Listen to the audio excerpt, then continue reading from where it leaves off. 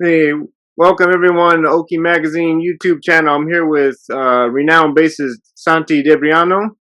How you doing, man? I'm fine, man. Thank you, thank you, Hey, thank you. and I pronounced your name right, correct? Is that correct? Yes, Santi Debriano, exactly. Okay, just want to make sure. Yeah, so he's a fellow bandmate of mine on Truth Revolution Recording Collective. He just released a new album on January 22nd, correct? That's right. Yeah, and it's entitled "The Flash of the Spirit." Yeah, Yeah, yes. yeah, and it's been doing having a lot of success and everything. I certainly tuned in. I have my copy and been loving it, been jamming to it. My daughter's been loving the music, so Oh man, I'm very happy. I'm very happy to hear about that. Yeah. yeah, man. So we're so happy that you're able to do this interview with us. I guess I'll maybe start out with yeah, maybe just like a background about like your early career and everything. I know we were talking before the video started, but I'm sure our listeners would love to hear it because there's a lot of history there.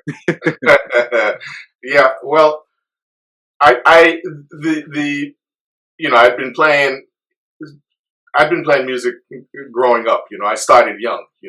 I'm a product of the public schools in New York City.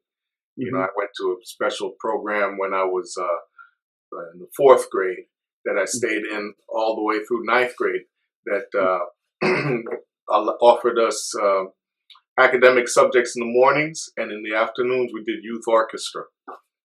Oh, nice. A special program in a special school, and it was just a wonderful way to grow up. That's where I was introduced to the bass, and then later on to the guitar. And my friends growing up were violin players and cello players and other bass players, young people that we eventually we went into the youth orchestra in New York. And then what I started doing is playing in my local high school bands, my local bands that did little gigs around when I was 15, 16 years old, making a little bit of money. Yeah. We were playing like, Jimi Hendrix, Carlos Santana, the Watts 100th Street Rhythm Band, Respect Yourself. And, Oh, nice. and going to Archie Bell and the Drells and stuff like that. We were playing all this music from pop music that was pretty cool music, actually. That was it was that and Mozart that taught me the very basics. And then once I got older, then it was Charlie Parker, and of course for the more sophisticated aspect of it, compositional and arranging, Duke Ellington. Oh, yeah. When I came of age, I went to school. Hmm. So all that to say that once I once I came out of New England Conservatory, Hmm. I was fortunate enough to meet Archie Shepp, and Hmm. my jazz career began in earnest working with Archie Shepp for 4 years, and I have to thank him for introducing me to the international world of jazz, which I had no idea that it was so profound as it is, particularly in Archie Shepp's world, where Hmm. Archie was doing huge concerts, festivals throughout Europe, into South America, over to Japan, and those were my 4 years with Archie, seeing the world for the first time. I remember getting off the plane in Europe for the first time when I was with Archie. Maybe I was 22 or 23 years old, Hmm. and the only impressions that I ever had of Europe had been provided me on by television, and movies. There Right. was um, there was James Bond.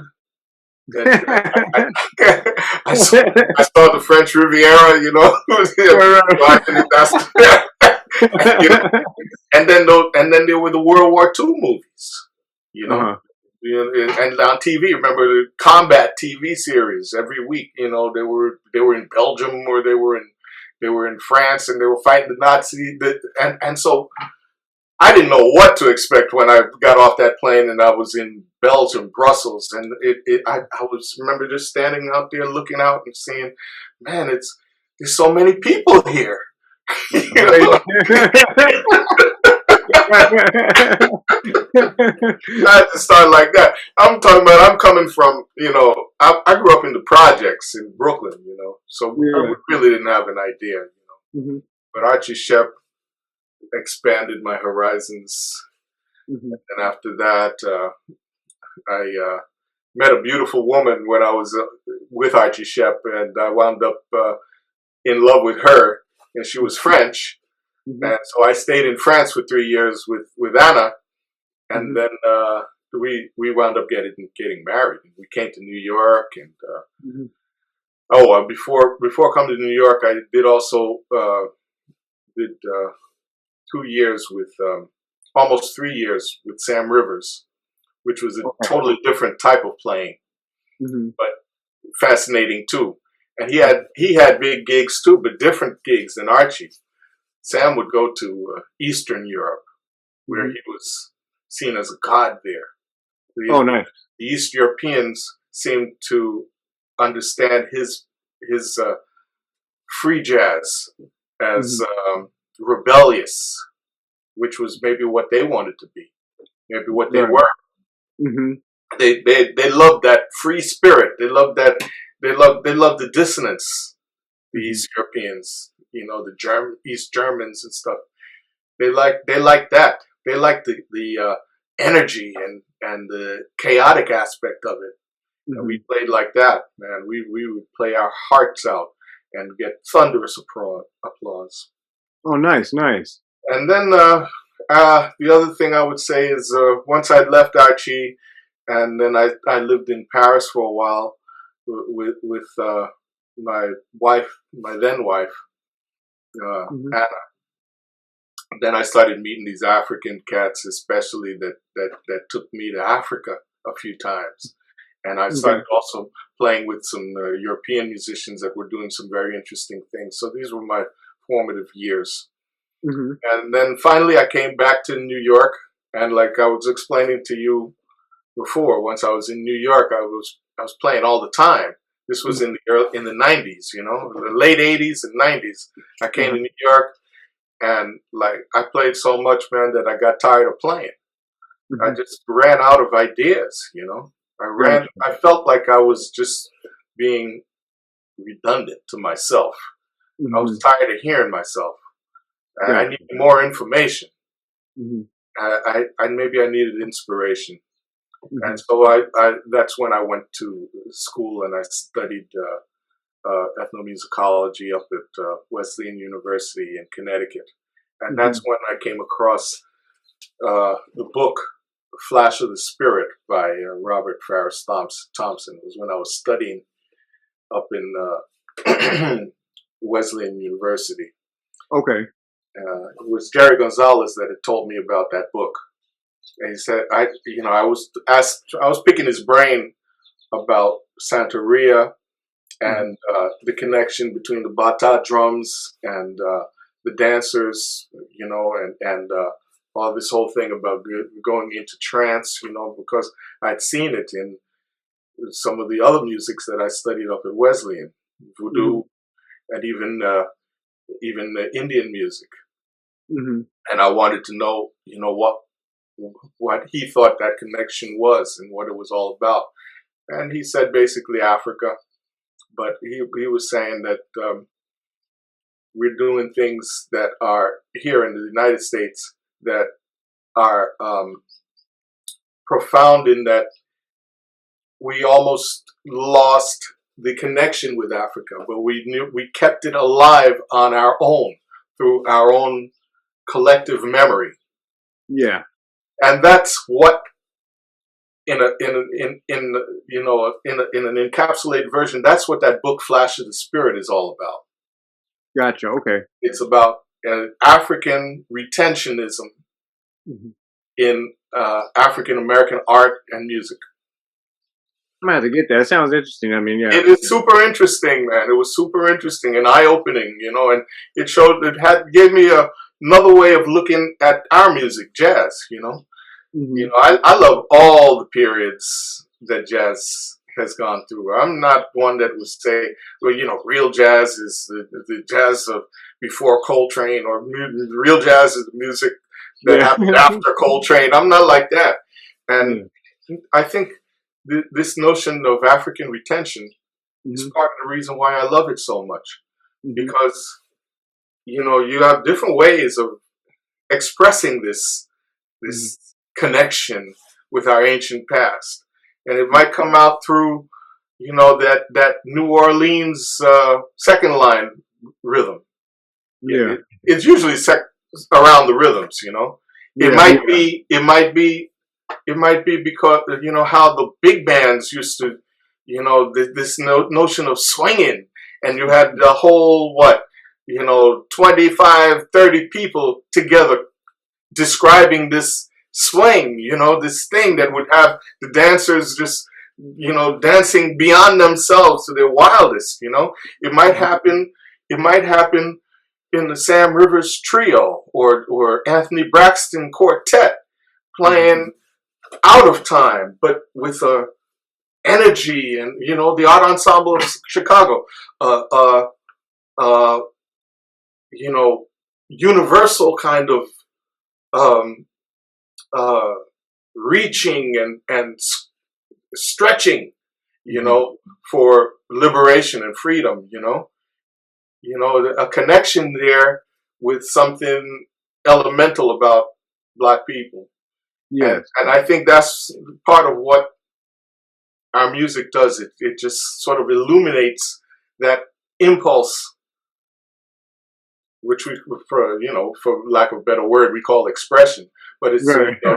but it's more than that. Even, it's expression, but like the art ensemble used to say, ancient to the future. You know, Right. Oh, I like that. expression Yeah. like that. And Hmm. so the flash of the spirit, I think was, that's why I grabbed that title. Hmm. I didn't make it up. But Yeah. it's to express. you know, I hear you. I hear you. I mean, yeah. so what's the saying in literature? Like, if you can't say it better, just say it Yeah, verbatim. yeah, yeah. Why should I say it better? That says it all, really. Use Yeah. it, use it, and as a tool, and Uh-huh. it really describes what I'm trying to do with my music. And I'm not done yet. Not with that one record. There's a whole lot of other influences, and you know, um, melodies and rhythms and whatnot that go into my describing who I am Hmm. as a musician. Yeah, that's why I like hearing the history, because like it gives everyone who checks out the album kind of the kind of your evolution leading up to this project, and it's like and it came forward, like it just burst out of the music. So it was, Oh, that's good. Thank you, Dale. Thank you. Thank you yeah. so much for saying that. Yeah, man. So I love to hearing again the history about it. So once you decided to create the album, what was your process like? Were these compositions done like in succession, or was it like over years that you were composing the music, or how did it go? Yeah, I've got a large body of compositions that I've written over the years, and I rewrite them, and I think about them, and I often are critical. Uh, I ask myself, why did I ever, recorded record stuff with that tune on it? And I'm always trying to, I'm always trying to improve on some ideas that seem to stick with me over the years. Hmm. And, you know, I also get a new idea from time to time too. So, Yeah. so Yeah. the Flash of the Spirit records, it's got a couple blues that have been around for a little bit. That awesome blues. Mhm. We performed that tune about 2 years ago down at the Panama Jazz Festival. First Uh-huh. time that I heard it. First time that I played it, and that was with Bill O'Connell, Tommy Campbell, Hmm. and Craig. Um, uh, oh my God, Craig Handy. Oh, okay. It was, Nice. you know. and so that came out real well. So I knew that tune would work. So I wanted to do that. So I just elaborated on the instrumentation a little bit, but really that tune was ready to go. And the other blues on there is Rip De Boom. Yeah. I loved it. Yeah, it was a very nice, playful tune. Yeah. Yeah. Rip De Boom. That title is from my time when I used to play in Bradley's a lot, and I was around.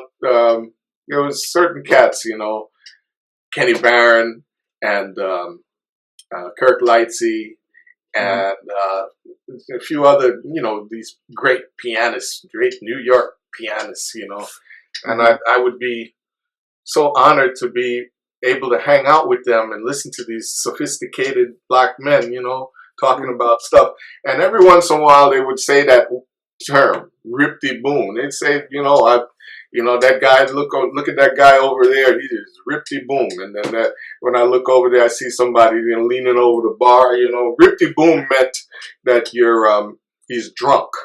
Oh, nice. I like it. Okay. Rip De Boom, that's a new one for me. Okay. Yeah. That's what I realized, when I said it to my daughter, Rip De Boom, she didn't know what I was talking about. I said, oh, but this is like a little piece of historic African-American vernacular that is going to be disappeared unless I put it on the title of a tune, so. Yeah, okay. I might have to take up the mantle and do something with it too, yeah. Yeah. Or maybe demonstrate it, not on video, of course. Yeah, that's what the older generation of cats, that's what how they used to call drunk. They would never say drunk. Rip De Boom. Rip De Boom, oh, okay.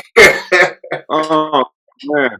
It's so funny to hear Bradley's. When I first moved to New York, I went to school in Michigan State, and I studied composition with Derek Gardner, or jazz arranging with Derek Gardner. Yeah.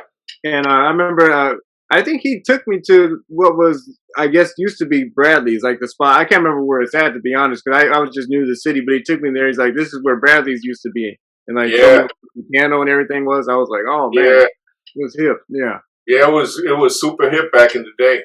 Yeah, that piano, all the great piano players in New York played there. Oh, nice. All of them. And I played there with several of them. And it was just privileged to be part of that scene. Then all of a sudden, Bradley died, his wife took over, and then a few years after that, it was sold and it was no more. Man. It seemed like the New York entertainment scene, jazz scene, took a collective cry that day. Yeah. That was something really historic. I remember playing there with Kurt, and Cecil Taylor had just won, I think, the Genius Grant or something. And so he came in, and he took a table at Bradley's that could sit about 10 people. And he was calling out, he said, champagne for everyone. And he gave us champagne and stuff. And we started playing, and he was calling out Kirky. He used to call him Kirky Poo. Oh, yeah. He loved Kirk Lightsey. Oh, I see. That's how he called him. Oh, Kirky Poo, play this, play that, And,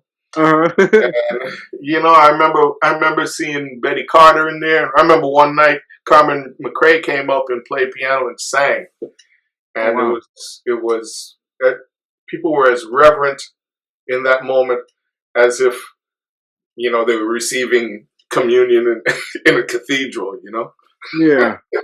Oh, man, yeah. Some things I missed out on being in, just being born late. Yeah. I feel the same way. Of course. I never saw Charlie Parker at 3 Deuces. I hear you. We're always gonna miss something, right? That's right. Morgan at Slugs, I never saw those things, Oh yes. Oh man, we can only just regale the stories, I guess. Sure, sure. Yeah. You know, So these the Punk competitions. at the 5 spot or Oh Coltrane at yeah. the 5 spot. You Uh-huh. know, didn't see that. I never saw the small groups of Miles Davis. That's something I would love to have seen. Like Yeah. Black Hawk or something, or the Vanguard. But Yeah. anyway, I digress. You know, you were Oh going no, it's all good. Me to. thinking too. Yeah. No. You opened a can of worms, brother, when you said No, it's all good. I like it. Worms are good. Worms are good for you. that. So these compositions have been kind of like they were in the book, and then some of them you pulled out, some of them you wrote for the record, and then Yes, yes. Natural Essence. Not Natural Essence. It's called Natural. Damn, I have to get the. Let me get the natural causes. Natural Causes. Yeah. Uh, yeah, I got it. Was, Right. I got was you. I got you right you got the here. record right there. That's not fair. Yeah. That was written for the record, Uh-huh. and the duo that I do with Bill, I don't think he's recorded that anywhere. Bill O'Connell. Okay. So that is debuted on the record, and Mhm. you know, I mean, I'm really happy with how everything sort of hangs together. You know, Mhm. so the piece that we do, I got the record here, but the writing is so small, it's gonna still be a challenge. But the piece I want Okay. to talk about was La Mecha. Okay. Um, I'm particularly proud of that one because you know that was written in another time. You know, Mhm. uh, in the '60s. You know, that was this beautiful tune on Joe Henderson's record. You know, Uh-huh. but you know, I like how we did it and what we did with it. You know, Mhm. got that our own little arrangement on it. Plus, I got to play guitar on it. You know, Oh, nice, nice. Yeah. yeah, I do the guitar solo on there, Uh-huh. and the other one that we do a copy of, we do a cover on of Voyage, her Kenny Barron tune, Yeah. and oh, I wanted to talk about Humpty Dumpty. That's Ornette's tune. That, Oh, yeah. yeah, you know, I felt that the free music, free jazz has been a part of my evolution. Mhm. It's always been around me. On the one Gotcha. hand, I'm known to be playing, you know, with the piano players, but Mhm. on the other hand, you know, I've always played with Oliver Lake, for example. I Mhm. was with Sam Rivers for 2 years, Mhm. and David Murray and people like that. You know, I just love that form of expression. Now, Yeah. I've never played with Ornette Coleman, but I've always loved this particular. I love all his music, but this particular melody I love a lot, Mhm. and I like how we uh, improvised, you know, in the improvisational section. So Yeah. I'm real proud of that, you know. Then I the like. other, if you don't, the one that I guess I'm kind of dominating this conversation. Oh, it's all good. It's all good. Yeah, yeah. I'm, They don't need to hear for, my voice.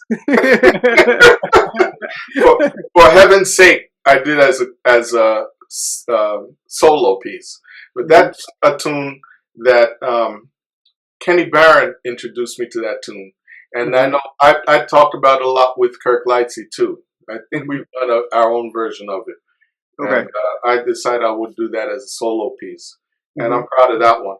And the other tune I would like to talk about is Toujours Petite, which Mhm. is kind of a Brazilian sounding tune. It's got the berimbau on there, Yeah, that was and my favorite one actually. oh yeah, Yeah, great, great, yeah. great.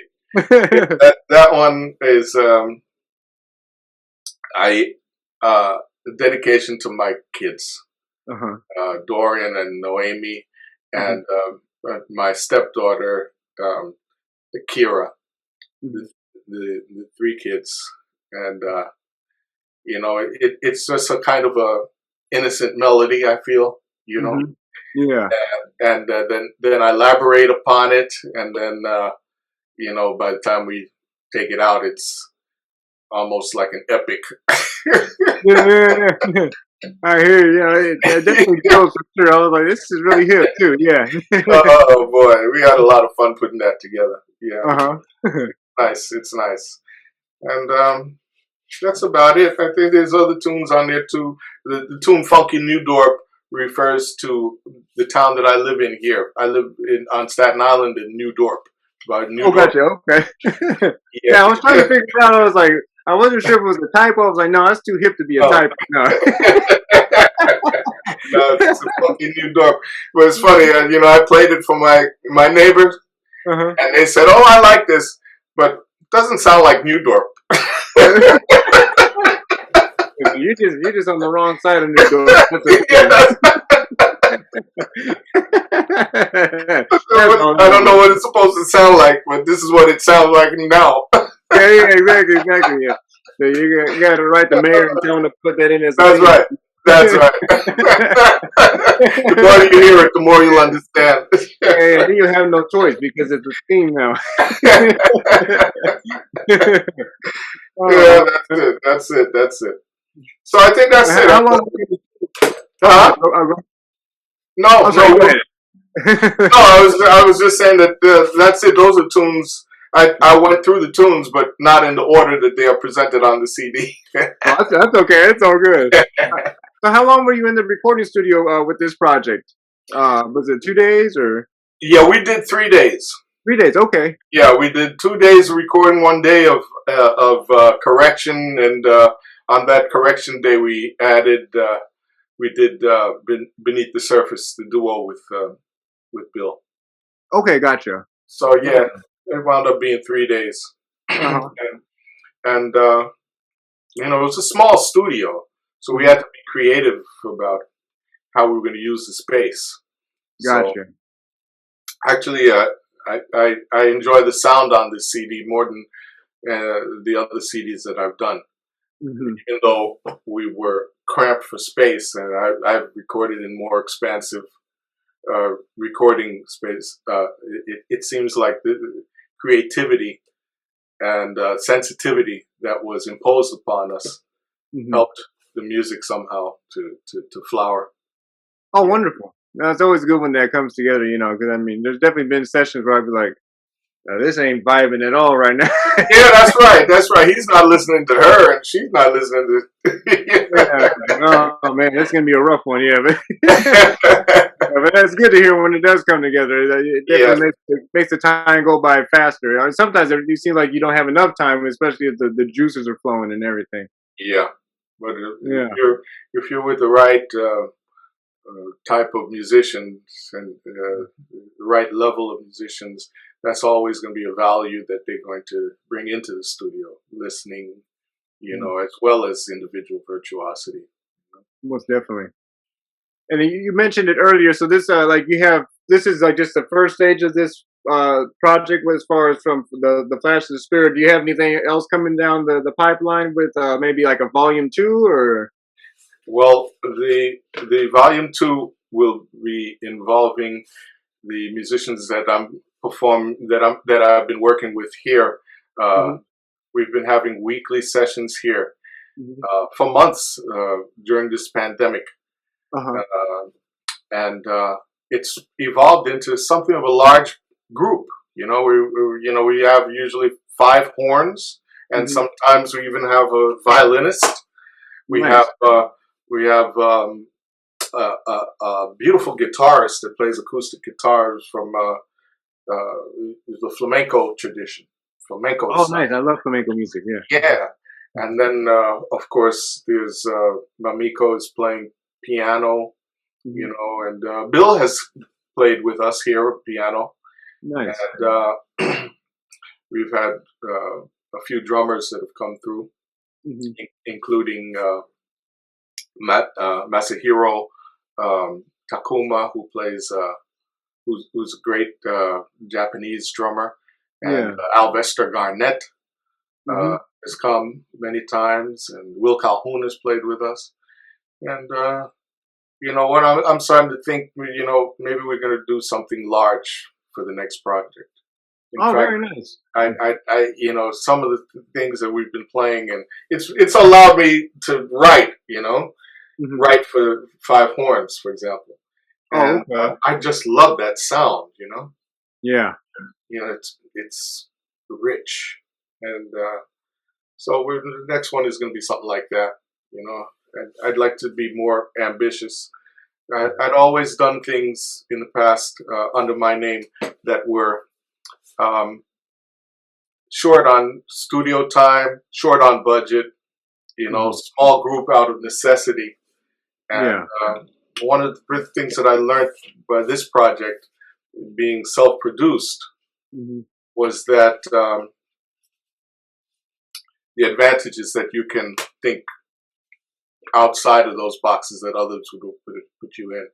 You can, Most definitely. yeah, you can go. You don't have to do it all in one day or Hmm. two. You don't have to do it all. On some kind of you don't have to compromise your vision. You can just take your time and get it exactly the way you want, and that's what I'm trying to do for the next project. Oh, awesome, awesome, man. If you ever need me, I'm here for even if maybe I'll just go down there to hang in Staten Island. It's been a while since I've been down there. Oh yeah, yeah. You're welcome. You're welcome. In fact, I'd be thrilled for you to come. We do have people who come regularly to come and sit down. Sometimes the neighbors. Oh We yeah. come. I got a little sofa down there and table, and my wife hooks up some food. So it's all become a whole thing. We're calling it a bembe because music and Yeah, music and food. yeah, yeah. And You just said the magic words there, right there. The food part got me. yeah. Yeah. Oh man, yeah, man. That sounds exciting, man. But yeah, no, I'm looking forward to it whenever it does come to fruition and everything. I mean, you know.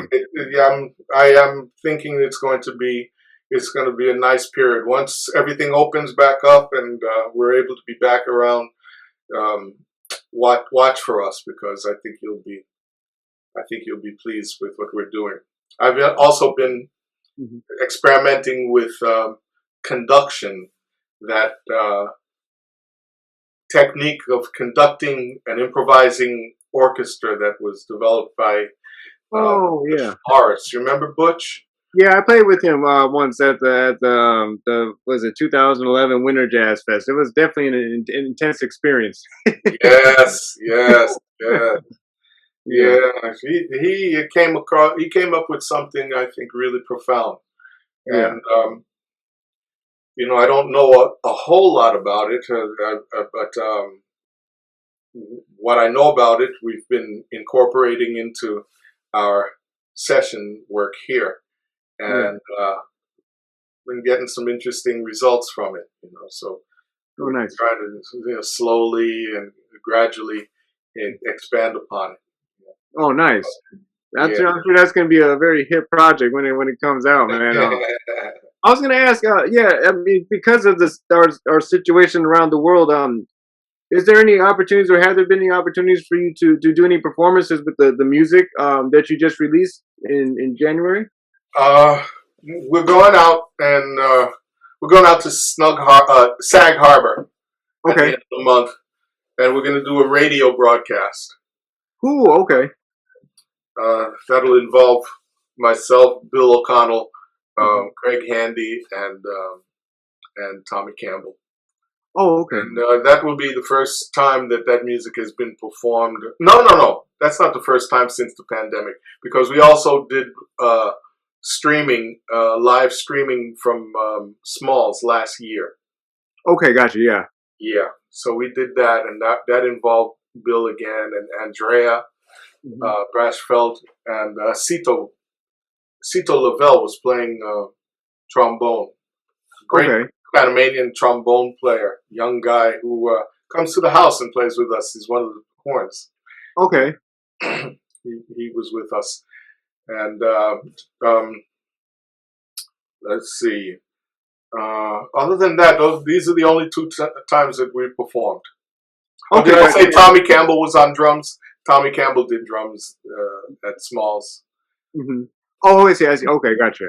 Yeah, it's such a weird time, and I'm always curious to see how people are handling it because it's like so many records have still been released during the pandemic, but the perform be able to present the work it's been a little bit of a challenge, so it's It really interesting has time. been. Here it is. This record is doing nicely, and I'd love to take the band out. I'd love to be able to present, but we're not able to yet. Yeah. But I think once they lift all the restrictions, and I Mm. think that things will be nice because we've been practicing. So Yeah. I think the level of the music is going to be higher. Yeah, and I think it's gonna be I think it's going to be received by audiences because people. I remember talking with Ralph Peterson about this last year. He's like, people can't wait to get back to having that live experience. I think people Yes, have taken it for granted. Like, oh, it's like, oh, I can put on a CD, or I don't, who needs live yeah, musicians, yada yada. But it's not the same as having that human connection. that's right. That's right. Especially in a place like New York, where Hmm. there are so many clubs and places where you can hear live music. Man, to close that down, it like turns New York into a desert. It, it's been desolate here, Yeah, you know. yeah, that's So the best way to describe it too. Yeah, I mean, you yeah, know, yeah, I remember driving there last year, and I was just like, where is everybody? that's right. Yeah. I did a gig with Adrian. Adrian Alvarado is the guitar player I was telling you about, flamenco. Okay. He did a gig with a beautiful singer, Hmm. Barbara, and also a nice percussionist plays the cajon. Okay. And they asked me to come play bass. This was last Friday, Okay. and man, uh, you know, driving to that gig, there was hardly anybody on the streets. It was quiet, Hmm. It was New York is sort of like a shell of what it was right now. Yeah, and I think it's gonna take some time to recover because I was reading some articles saying that even once stuff opens back up, the tourist scene, which for us, in the jazz world, that's a lot of our clientele. They said that might take a while to recover. So it's To recover, yeah, it's just well, I guess yeah, I think we'll be all right. This music has persevered for almost 200-300 years. I think it's gonna continue more. We will be all right. We will be all right. I think there's a lot of new music that is brewing right now. So there's a lot of stuff in the oven Yeah. ready to be served. Yeah, it's going on 200. I'm starting. The only thing is like 300. Can't be 300 just yet, but my math's all messed up now.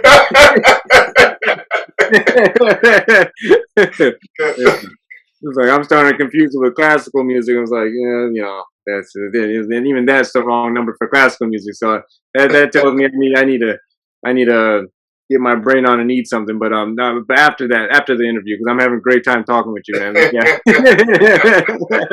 Me too. Me too. yeah. Oh man, but yeah, man. I guess maybe to close, maybe can you tell people where you can get the album at? Oh, TRRC has a website. Mhm. That's probably the best place to go, Okay. and you'll be able to, I imagine, put up the URL for the website. Yeah, we'll That, put the that's link the in there. best Yeah. way. You know. Okay. I mean, you can find it around. I don't think it's on SoundCloud yet, but Mhm. it, it's around. I know, all music has reviewed it and everything. Yeah. It's around. But the best place I would recommend is the TRRC, Okay. Truth and Revolution Records website. Okay. Uh, but I want to thank you again for doing this interview. Thank you for Um, inviting me. I've had a ball. yeah.